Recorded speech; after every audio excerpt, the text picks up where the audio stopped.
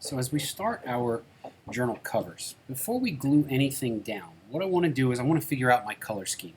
So the procedure says you're going to select one color background paper. So it's already pre-cut to a certain size. So what you need to do is find a color that works well with your color scheme. So what I did was I chose the yellow because this is the design that I was using.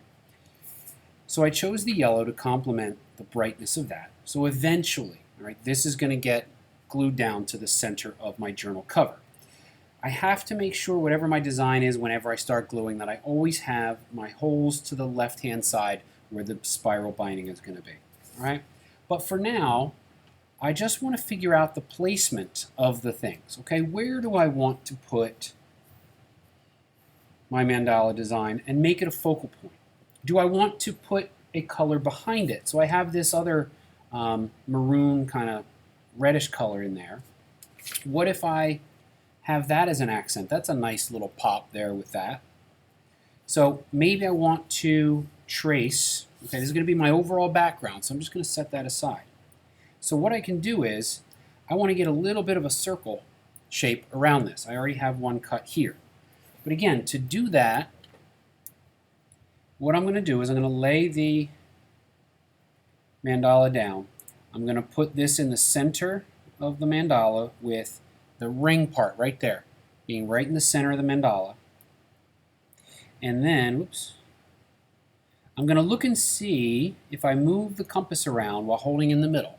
I'm going to look and see what number opening, like what space opening will clear all of those little points. This one looks like it fits pretty well. So you see, I'm just kind of dragging the pencil, or I'm not making the mark. So now what I'll do is I'll drag my pencil all the way around the mandala to draw the circle that's going to be the same size. So what I end up with once I cut it out is a circle that the mandala fits on really well.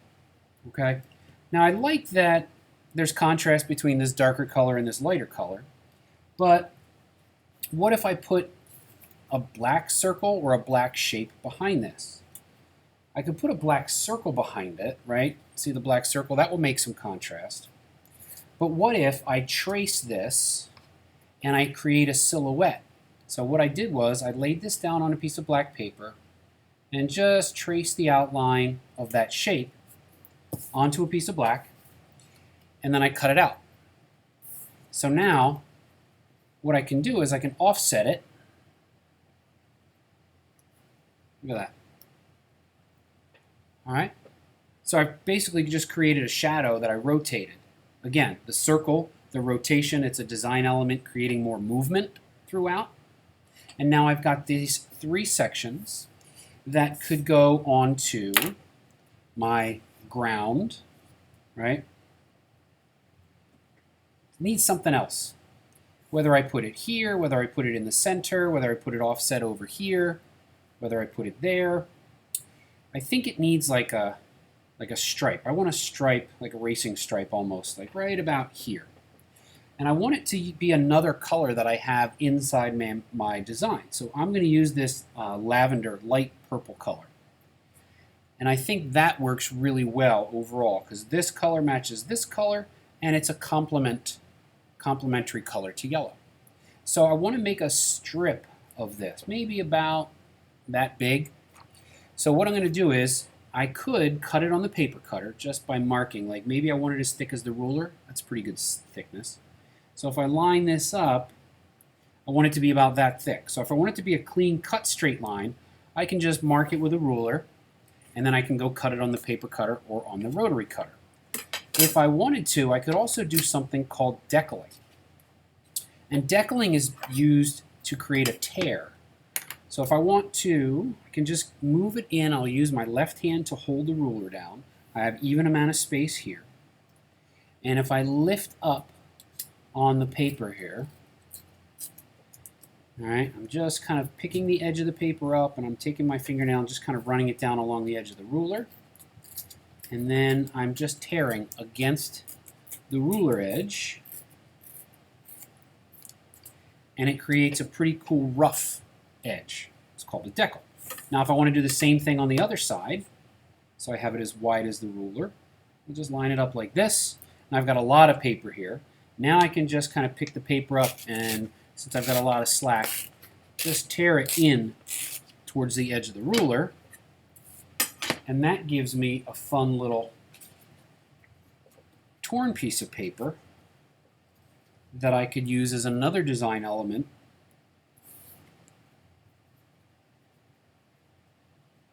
But before I glue anything down, I want to be sure that this is what I want my design to appear, to look like. So if I put that there, I don't know if I like this color so much.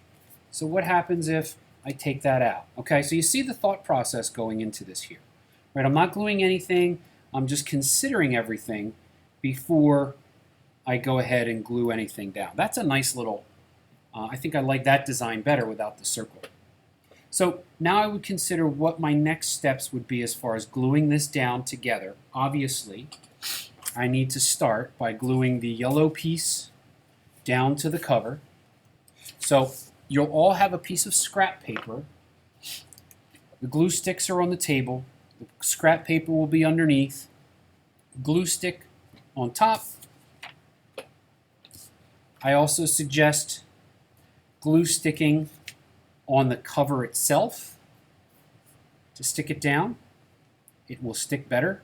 All right, so I center that, and then push that down as give that a chance to dry. Glue stick on here, glue that down there, glue stick on this, glue that down there, glue stick on this, glue that down there, and I've got my almost finished cover design.